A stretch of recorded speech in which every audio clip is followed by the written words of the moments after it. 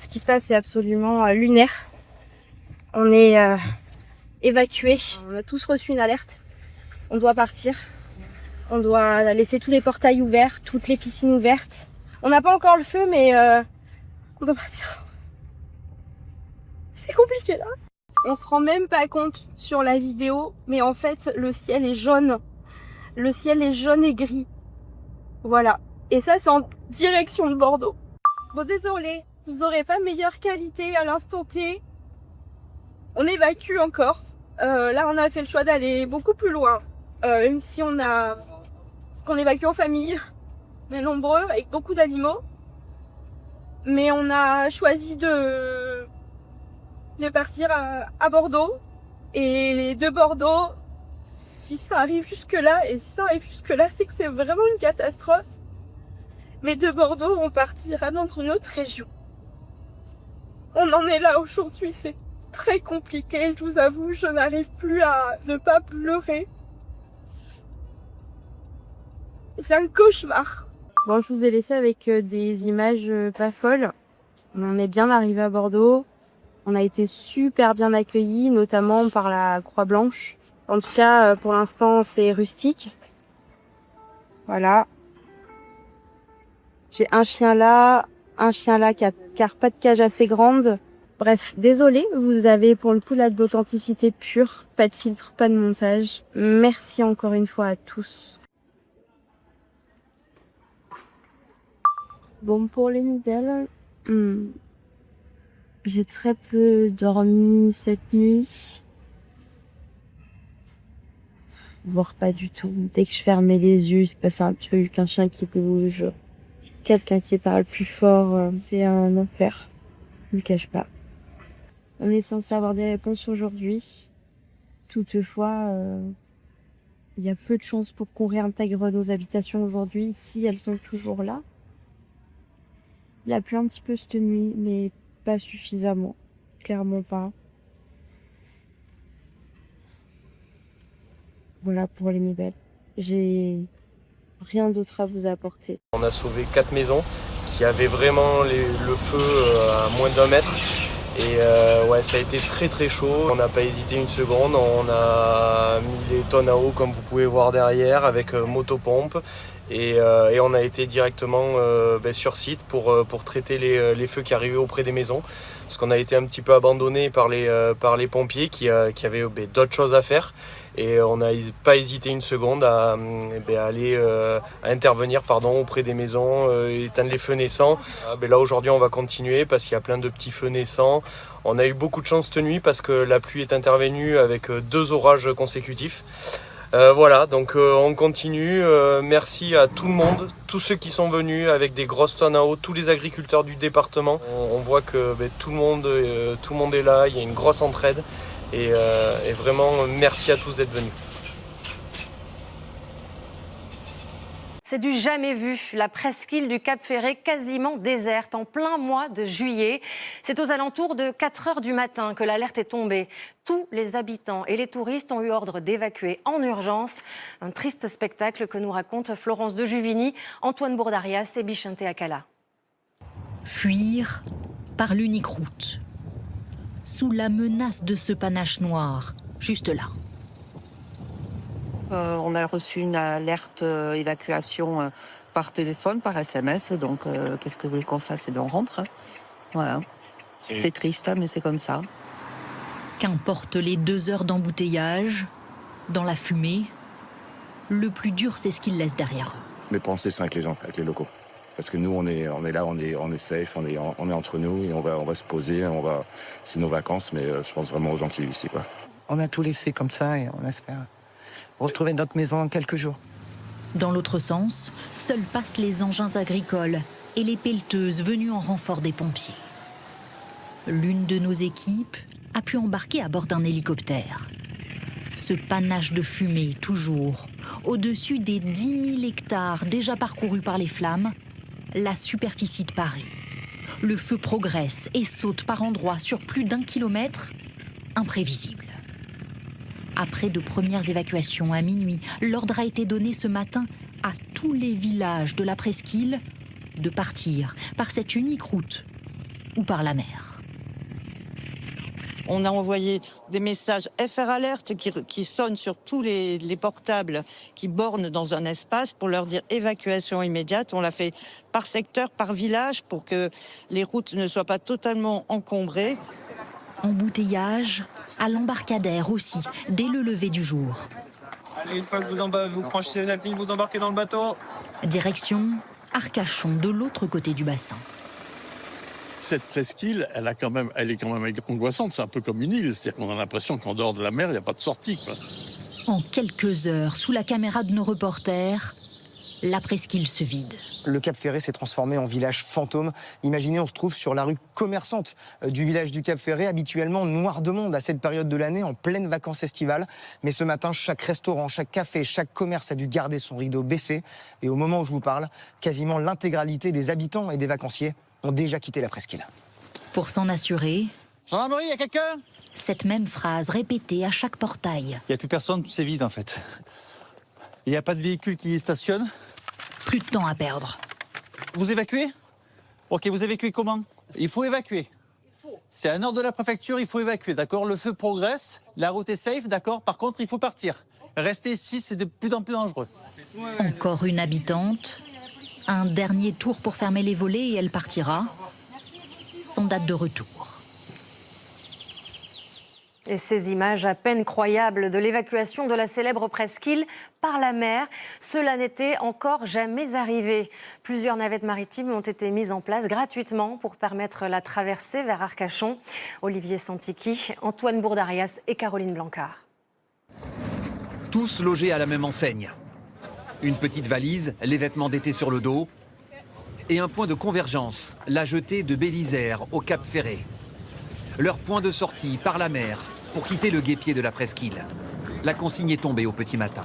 Je disais explicitement, voilà, il y a 4 ports, il faut partir entre 7h et 10h. On a un peu peur, bien évidemment, pour le village, parce qu'on adore l'endroit et qu'on ne veut pas que ça soit détruit. On a eu du mal à mettre le chat dans la cage. Malgré la menace réelle, pas de précipitation. L'évacuation peut se faire par la route, mais l'option est incertaine. Tout le monde s'est précipité sur les routes. Du coup, là, on va essayer d'utiliser le bateau, parce que je pense que là, la route, elle est complètement bouchée jusqu'à l'entrée du Cap Ferré. Il me reste 650-700 places dans la Bélisère. En prévision, la préfecture avait levé l'interdiction de navigation pour laisser le champ libre aux bateliers. Ils assurent les traversées toute l'année et ont commencé les navettes à 4h ce matin. On était déjà en pré-mobilisation et dès qu'on a eu nous aussi les alertes sur les téléphones et les appels des personnes qui voulaient évacuer, on s'est positionné. Aucune improvisation. Le constat de tous, notamment d'une de nos équipes. La Marine nationale est présente également ce matin ici. Regardez sur ce Zodiac, ils sont là évidemment pour encadrer ces évacuations maritimes. Et puis les bateaux que vous voyez juste derrière eux, c'est une partie de la flotte de l'Union des bateliers arcachonnais. Tout était prévu, tout était même répété. Avec un exercice grandeur nature l'année dernière pour valider ce scénario catastrophe d'une traversée vers Arcachon et la jetée tiers. Sous ce ciel voilé, et à bord, impossible d'oublier les raisons du départ. Une passagère filme pour nous. Côté nord, le front du feu encore incontrôlable de Lège. Côté sud, celui de Biscarrosse. À l'arrivée, collation pour les infortunés et soulagement. Ça s'est vraiment très bien passé. On est un groupe de 6 adultes et 8 enfants, donc il y avait pas mal de logistique et vraiment très simple, très bien passé. C'était super bien organisé, il y avait... Ça allait vite, on a pu prendre, on ne savait pas si on pourrait prendre justement nos effets personnels, on a pu, ça c'est cool. Reste à imaginer une suite pour ces vacances abrégées et dans un premier temps à se loger. Le Palais des Congrès d'Arcachon accueille une partie des 1500 personnes évacuées par bateau ce matin. En Gironde, 27 pompiers ont été blessés depuis le départ de cet incendie. Une cinquantaine de maisons ont été détruites, dont plusieurs, vous l'avez vu, à Lège-Cap-Ferré. La commune en proie aux flammes depuis hier soir. Des largages sont actuellement en cours car le feu continue de progresser extrêmement rapidement. Nos correspondants ont suivi les pompiers et les gendarmes sur le front cette nuit et encore ce matin. Le récit de Sylvie Pinatel, Erwan Brem et Yael Chambon. Le tuyau d'arrosage coule toujours, mais rien n'y a fait contre les flammes. Notre journaliste a pu rentrer dans ce quartier de Lège-Cap-Ferré, près du cimetière. Là où les pompiers ont tout tenté, maison après maison, pour empêcher le feu de gagner. Selon l'adjoint au maire, une trentaine de maisons sont parties en fumée. Allez de l'autre côté du pont, s'il vous plaît.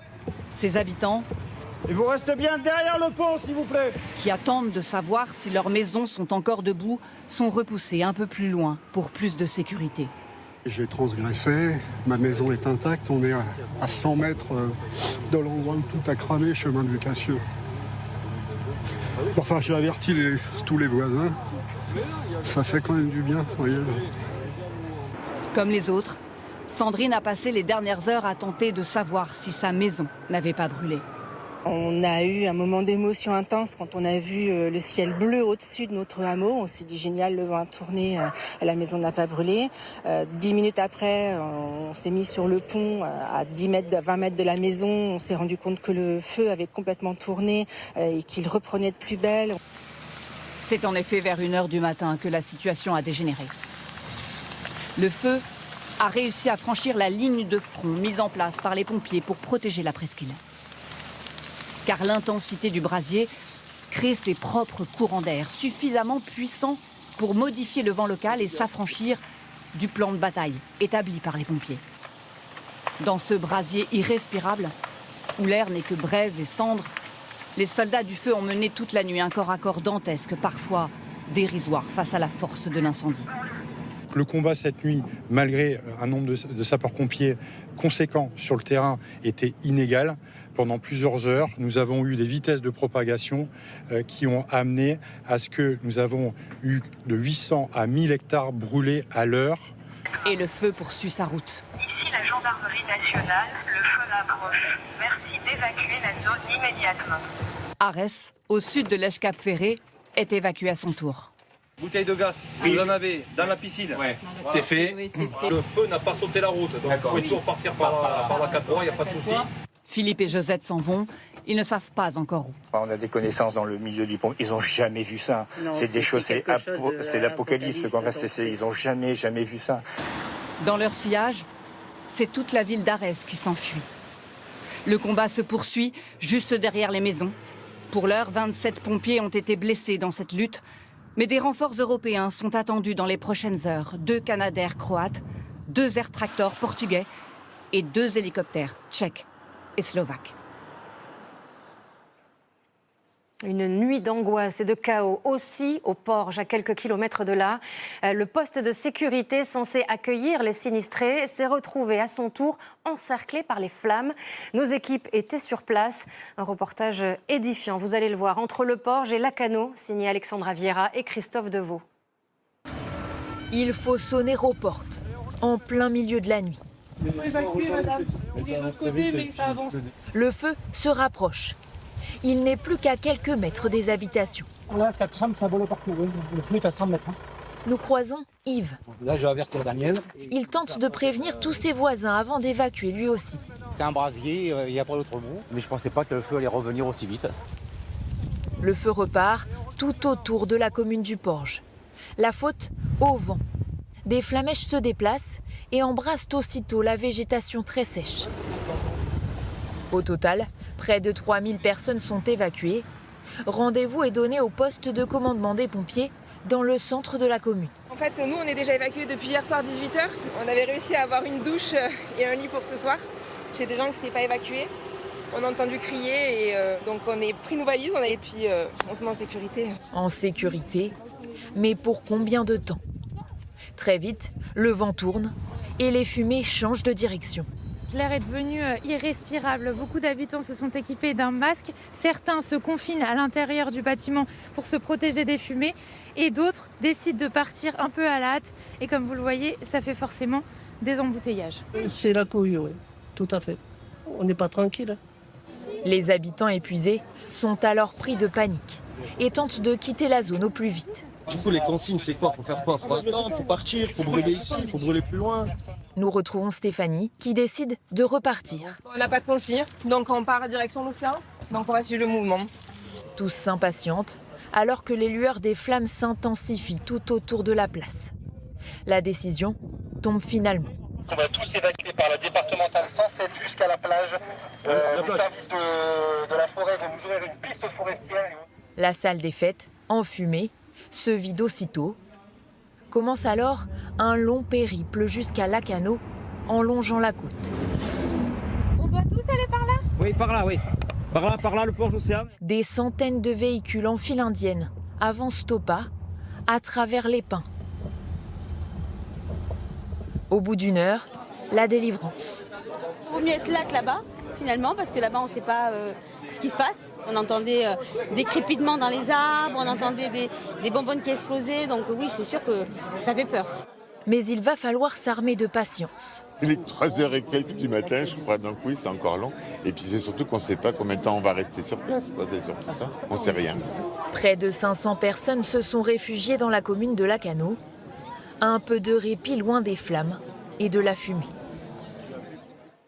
Et la forêt des Landes est également touchée. 2500 hectares ont déjà brûlé. Et les flammes sont désormais aux portes de la ville de Biscarrosse. Regardez cette zone commerciale endommagée par le feu cette nuit. Le récit de Joséphine de Franqueville, Célia Azega et Corentin Madère. Ce matin, les pompiers luttent encore, maison par maison, pour éviter de nouveaux départs de feu dans cette zone commerciale réduite en cendres cette nuit. Tous les habitants du quartier voisin de Biscarrosse ont été évacués. Ils errent ce matin à Biscarrosse-Plage, sur le bord de mer, épuisés. Depuis 4h du matin, on est dehors. On ne peut pas dormir. C'est impossible. Quand on laisse une maison, on ne sait pas ce qu'on va retrouver. Plus de 18 000 personnes ont été déplacées. Résultat, ici, les parkings sont bondés. Bon, là, on nous dit que ça brûle au bourg. Alors, c'est l'apocalypse, ça vaut. Et si jamais la route de la plage elle brûle, ben, on est tous coincés là, quoi. Retranchés sur la terrasse de ce restaurant de plage réquisitionné par la mairie. On est loin de l'ambiance petit déjeuner de vacances. 5h30, il y a la gendarmerie qui a tapé. Ils nous ont dit qu'il faut évacuer maintenant. À toutes les personnes présentes sur le camping, il faut évacuer vers le gymnase de Parentis-en-Pente. Pas le temps de faire de longues phrases. Gendarmerie! Évacuez, gendarmerie! Des flammes très hautes progressent rapidement en direction des maisons. Les habitants ont d'abord été orientés vers un gymnase à l'opposé de la ville, puis à nouveau évacués encore plus loin. C'est la deuxième évacuation de la soirée, voilà. Et là, je pense qu'on va partir sur la plage. Les passeports, les médicaments, l'ordinateur, et puis voilà, quoi, donc les minimums. Ceux qui fuient les flammes en urgence se retrouvent quelques mètres plus loin dans les embouteillages. Découragés, certains dorment dans leur voiture stationnée sur le bas-côté. Il y a la queue comme pas possible. Là, j'ai tous les animaux dans la voiture avec un chat cardiaque. Donc pour l'instant, j'attends. Quelques heures plus tard, ils sont des dizaines à avoir trouvé refuge dans ce gymnase. L'adrénaline redescend, c'est l'inquiétude qui gagne. Comment vous vous sentez là? Pas très bien. C'est-à-dire? Anxieuse. J'ai peur pour ma maison. Ouais, je vous sens très ému là. Ouais.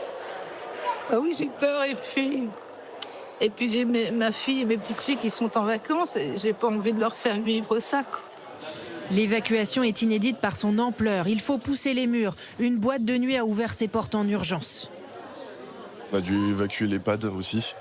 Donc tous les pads ont été évacués ici avec les infirmières. On a pu leur installer comme il fallait à peu près. À 10 km plus au sud, 5000 personnes ont dû être évacuées d'une autre ville, celle de Parentis. En majorité, cette fois, des touristes dont les vacances tournent au cauchemar. Vous avez eu peur? Sur le coup, un petit peu, parce que surtout quand on a pris la route, on a vu les flammes aussi au loin. Donc forcément un peu d'inquiétude. Et puis le fait de raccourcir les vacances aussi, pour les enfants, c'est pas facile. Des enfants qui se réveillent déboussolés.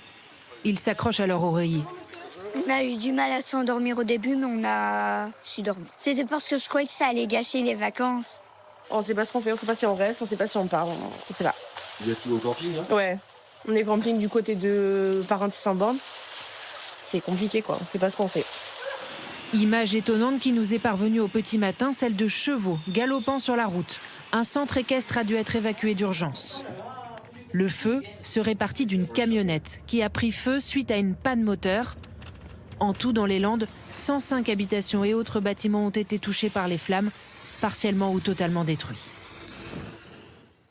Et on le sait, les conditions climatiques jouent un rôle central dans cette lutte contre les flammes. Bonjour Ange Noiret. Bonjour. Comment la météo va-t-elle évoluer dans les prochaines heures? Est-ce qu'on peut espérer une amélioration? Non, j'ai plutôt des mauvaises nouvelles, Isabelle, pour cet après-midi. Et ces mauvaises nouvelles viennent du vent. Cet après-midi, le vent va radicalement changer de sens et va même se renforcer. Ça, c'est la situation 12-15 heures, mais qui dure depuis hier. Les pompiers sont installés, sont habitués à cette situation de vent de terre. Et rapidement, à partir de 15 heures, le vent va venir de l'opposé. Ça va être un vent de mer qui va se mettre en place. Qu'est-ce que ça va engendrer justement sur place? On se met en situation, imaginons je suis avec les pompiers, on attaque le feu par la gauche de votre écran, le vent dans le dos, les fumées vont à l'opposé. Tout va bien entre guillemets. Et cet après-midi, en quelques minutes, le vent va changer de sens. Donc les fumées vont venir vers moi, vers les pompiers, ça va être très compliqué niveau visibilité. Et peut-être même que l'incendie va s'intensifier à l'opposé par rapport à là où je me trouve. Donc la situation va vraiment être très dangereuse très rapidement cet après-midi. Peut-être des pluies en prévision puisqu'on attend quelques orages et finalement les orages seront très peu pluvieux sur zone. Merci beaucoup Ange. On vous le disait, ces prévisions, elles sont peu encourageantes et les chiffres sont déjà dramatiques. 32 incendies sont actuellement en cours dans le pays et plus de 50 000 hectares sont déjà partis en fumée depuis le début de l'année. C'est 5 fois la taille de Paris. Face à cet embrasement, une question se pose. Pourquoi nos forêts brûlent-elles aussi rapidement? Les forêts monocultures sont aujourd'hui pointées du doigt et notamment celles de pins comme dans les Landes ou en Gironde. Tiffaine Leproux, David Pré, Pires et Maxence Labreux. Depuis des jours, le scénario se répète dans les Landes. Des hectares entiers de pins qui s'embrasent, les uns après les autres, comme des allumettes. Du sol jusqu'à la cime des arbres, des torches enflammées. Chaque fois, le feu progresse plus vite que prévu. Trop vite pour laisser le temps aux pompiers d'intervenir. Pourquoi cette forêt se montre-t-elle si vulnérable aux incendies? D'abord, les sécheresses à répétition ont rendu la végétation au sol extrêmement sèche. Les pins maritimes, qui composent quasiment 90% de ce massif, font aussi partie des espèces les plus inflammables. Mais il y a aussi la nature même de cette forêt. Plutôt un champ d'arbres qu'une forêt d'ailleurs, le massif des Landes est une monoculture de pins. Une monoculture, c'est plus facile à exploiter. Si on plante une seule espèce, là, dans les Landes, le pin maritime, qui auront tous des arbres qui auront tous le même âge, donc de la même taille, c'est beaucoup plus facile à récolter, à exploiter, évidemment. Le problème, c'est que une forêt comme ça, avec que du pin maritime de la même taille, ça va prendre feu plus facilement. Et le fait que les arbres aient tous la même taille, le feu va plus facilement passer, par exemple, de ciment en ciment. Le feu se propage donc à toute vitesse, plus vite que dans une forêt diversifiée, où l'on peut trouver des arbres de différentes espèces, d'âges différents, de tailles différentes. Ce que les forestiers de l'ONF appellent la forêt mosaïque.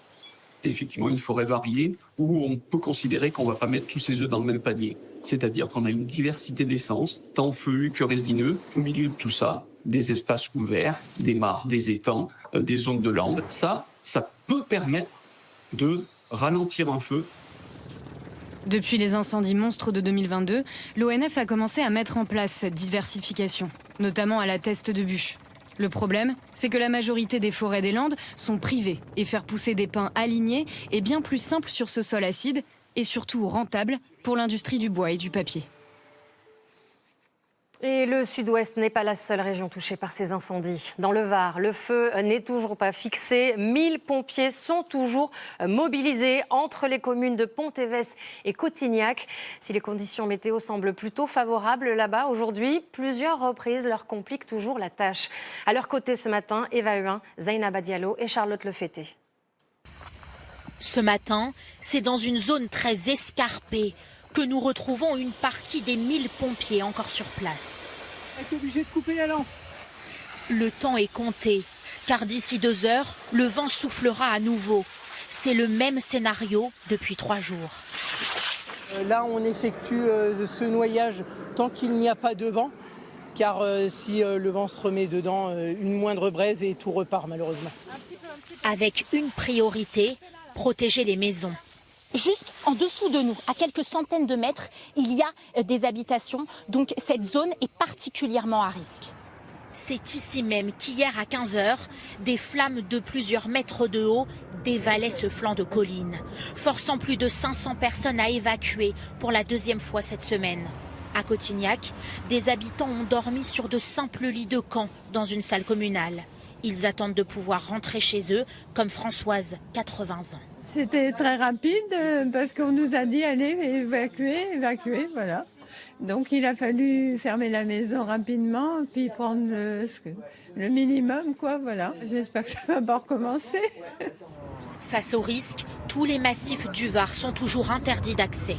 Le principal problème, ce sont les sautes de feu.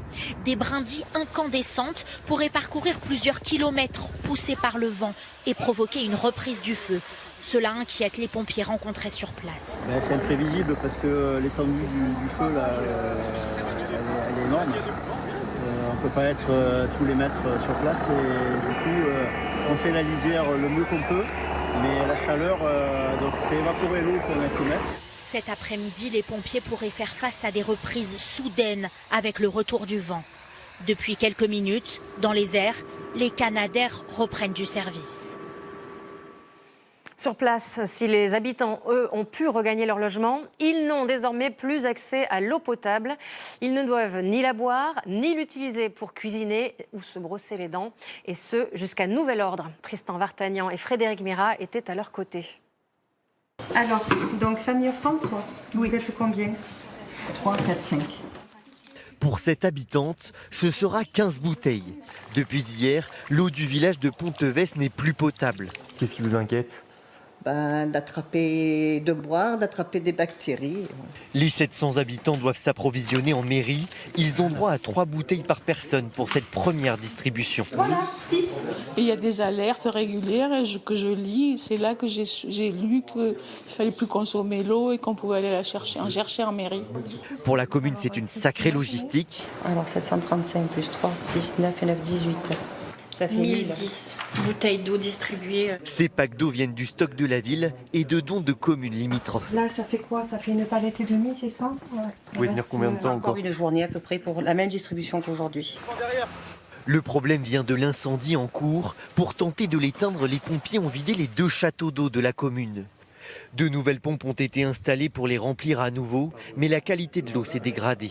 Mais lorsqu'on remplit, il arrive un moment où on mélange un petit peu trop le fond. C'est les analyses qui ont dit, à ce niveau-là, l'eau n'est pas propre à la consommation, on peut se laver les dents, on peut prendre des douches, on peut faire l'usage au quotidien. Et pour la boire, il suffit de la faire bouillir. Pour les habitants, il faut s'adapter. Chaque goutte d'eau potable est comptée. Eh ben, on se débrouille, on fait bouillir l'eau dans la casserole, on utilise des bouteilles en plastique, on se lave les mains avec des bouteilles en plastique, on se lave les dents avec des bouteilles en plastique. Et voilà, on essaye de faire au mieux. Sans ces précautions, les habitants risquent de tomber malades. La mairie nous indique que de nouvelles analyses sont en cours. Le problème pourrait être réglé dans les prochaines heures.